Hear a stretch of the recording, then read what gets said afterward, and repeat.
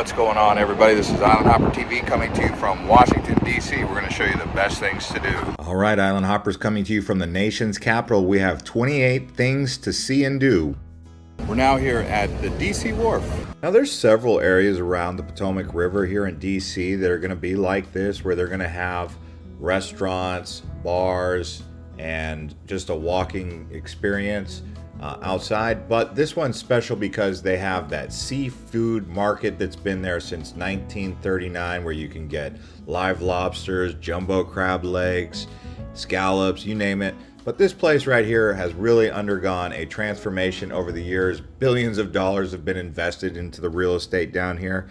And if you wanted to wrap it up and head over to the Georgetown Wharf, you can hop on the water taxi, and it would take about 15 minutes to get here. So you've got the Georgetown Wharf, you've got the DC Wharf, all of them are connected. You can even get down to Alexandria or National Harbor from here. So that's the really cool thing about these wharfs. They're all like these little micro cities inside of Washington, D.C. Good vibes, water sports and activities, and food. And then from Georgetown Wharf, you can just walk up the hill a bit and you're in Georgetown. And just walking around Georgetown, you're going to feel like you're taking a step back in time because it's still very old school down here. And while in Georgetown here, you can go to Tudor Place.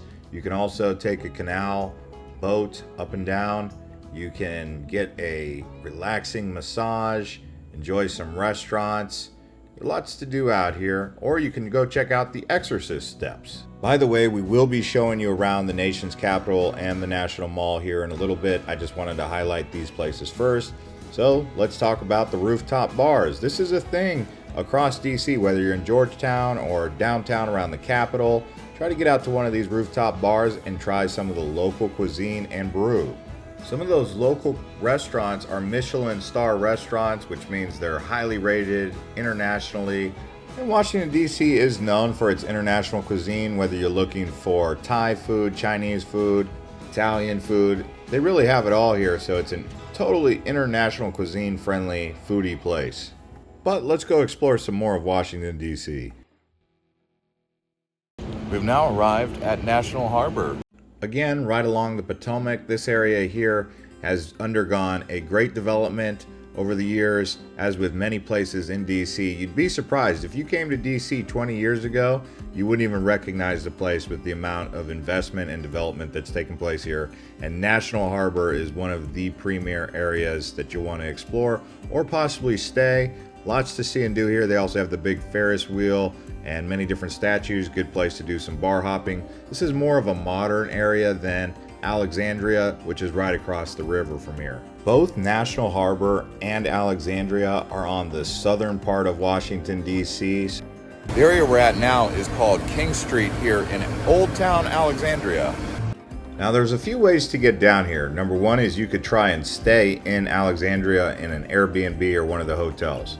But the benefit of being down here is it's definitely an older feeling of Virginia and DC, but also great nightlife. Now, this is where you want to be for probably some of my favorite nightlife in all of DC. I just want to put that out there. But it's a nice place to walk around and hang out for brunch in the afternoon. Beautiful weather. This place is really nice. But it's a lot more laid back, more of a locals type feel. You're not really going to get that nation's capital type feeling down here because it's about 20 to 30 minutes by car to get to the capital area. And what we're actually going to get ready to do is take a ferry up to the capital area and do some exploring. This here Potomac water taxi is affordable, and it's a nice way to get views of both Maryland side and the Virginia side. So I would suggest trying to ride some water taxis, as you can see. But now we're here in the nation's capital area, and we're actually going to ride the big bus. So I suggest doing the big bus because that's going to help take care of most of the long trekking around the National Mall area, riding around in the Old Town trolley, heading out to Arlington. So Arlington is on the Virginia side nearby the Pentagon. Arlington here has many different sites, but four in particular. It's got the Tomb of the Unknown Soldier. It's got many different grave sites of fallen service members or people who actually have just lived out their time on Earth. and they've chosen to be buried here. Actually running out of space at Arlington. They also have JFK's tomb here, and then they have the house where George Washington Custis grew up, which eventually became Robert E. Lee's house before he was evicted and kicked off the land. So they have a lot going on out here in Arlington. Now this here is the tomb of the unknown soldier, and every 30 minutes they do a changing of the guard. That is quite an experience to take in. If you've never seen a changing of the guard, this one here will give you goosebumps, make the hair on the back of your neck stand up. It truly is one of those moments where you feel patriotic watching this. Currently, this is actually the grave of 3 unidentified service members who are gone but not forgotten, and that's the significance of this changing of the guard. Now, while here in Arlington, you will get the best views of Washington, D.C. This here is at the old home of Robert E. Lee. Well, we have arrived at the U.S. Capitol. Now, I personally have been to Washington, D.C. 4 times, but this was my first time doing a Capitol tour, and I was blown away by this. If you get the chance, there's not a long line, definitely do this. It is free, and you go in there and you'll see just how beautiful the Capitol building is. But then they have the big rotunda where George Washington is at the top, seen ascending into the heavens. So George Washington, he was a very humble man. I don't know if he would have approved of this, but he is at the top of the rotunda ascending into the heavens. There's also many different statues in here, 2 from each state, and there's 50 states, so there's 100 statues of different men and women representing the United States. So each state gets 2 of them. Right next to the Capitol is actually the United States Botanic Garden. They have an indoor biosphere with multiple microclimates.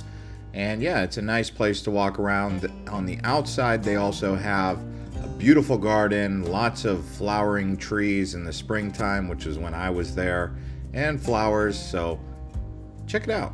And as we continue to show you around Washington, D.C., I just want to give you some quick facts. The total metropolitan population is 5.4 million, and that includes the Maryland and Virginia side. So both states are divided by the Potomac River, so Virginia to the south, Maryland to the northeast. Washington, D.C. is its own administrative zone known as District of Columbia. Now we're here at the National Archives Museum. Inside the rotunda for the Charters of Freedom, you're going to find the Declaration of Independence original copy, the original Constitution, and the original Bill of Rights. So all of that is here, as well as the 1297 document Magna Carta. So lots of stuff in this National Archives Museum. These are the founding principles and documents for the United States freedom and liberty that has been spreading across the world since inception. Arrived at the Natural History Museum. Here at the Smithsonian National Museum of Natural History, you're going to find everything from dinosaurs, minerals and rocks, learn about earthquakes and volcanoes, the planet's gems, and so much more. I really found this to be an amazing museum, and remember, it's free. So lots of free museums around DC that you're not going to get this kind of value anywhere else in the country. And I would even go so far as to say you're not going to get this kind of value for museums anywhere else in the world. I've seen a little bit of free museums in London, but nothing quite like what you see in volume and scale in Washington, D.C. And this particular museum is great for kids because it's just going to show them so much, get them thinking about a lot of different varieties of geology. The ocean exhibit is really impressive. They have a big jaws from the megalodon that used to roam the waters of the ocean many moons ago. The animals exhibit also is really amazing. It feels like you're in a zoo of taxidermy. Here at the Smithsonian for American history, we have the Star-Spangled Banner, the original flag. Just can't take pictures. So as you can see, there's a lot of information and historical relevance here in the National Mall area.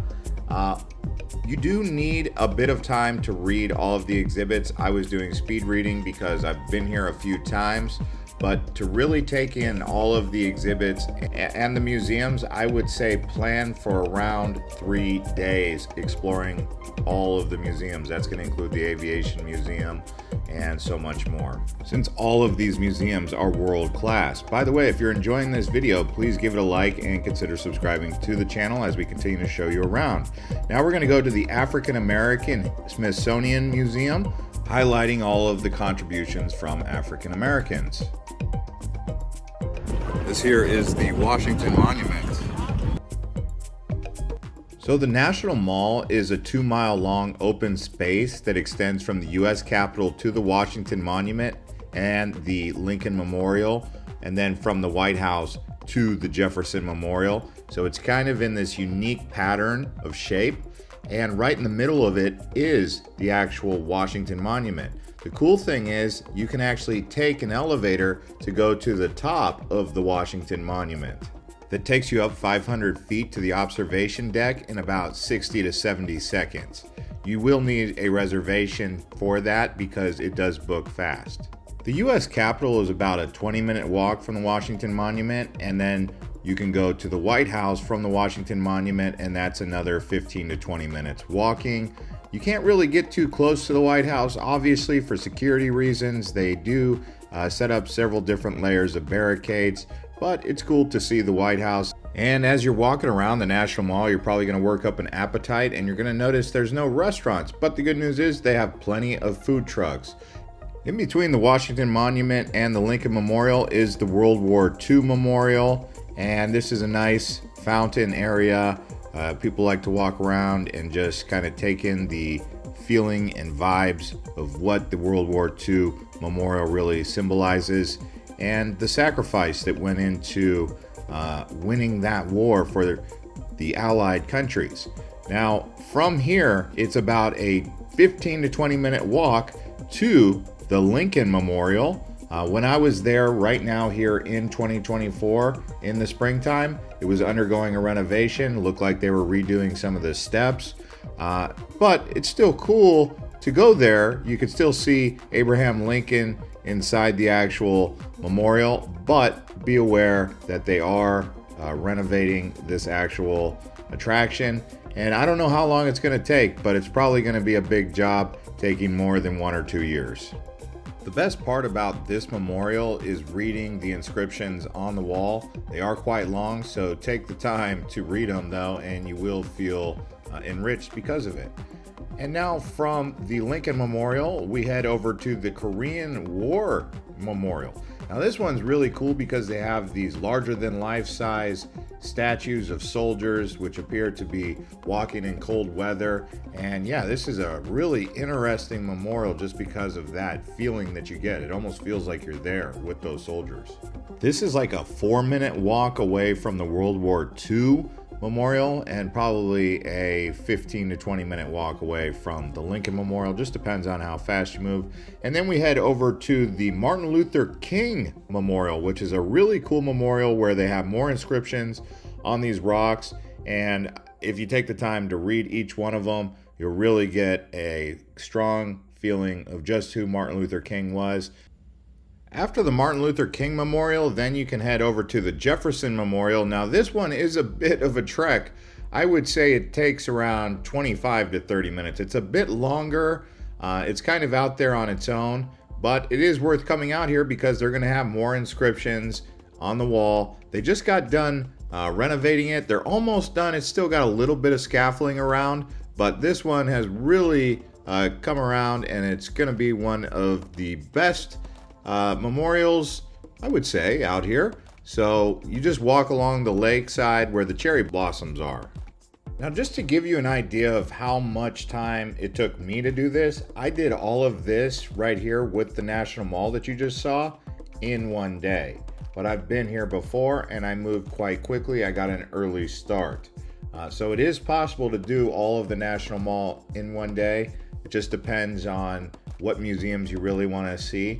Anyways, so now what we're going to do is go to Union Station and then head over to Baltimore for a day trip, because I think if you come to Washington, D.C., you can also do Baltimore. It takes about 45 minutes to an hour, depending on which Amtrak train you take. and you get good seafood for lunch, and you can do a day trip, go and come back. And then that's Baltimore. You get two cool cities for one. I think Baltimore is underrated, actually. And on that note, that's going to conclude this episode of Island Hopper TV. You can watch New York City or Philadelphia next.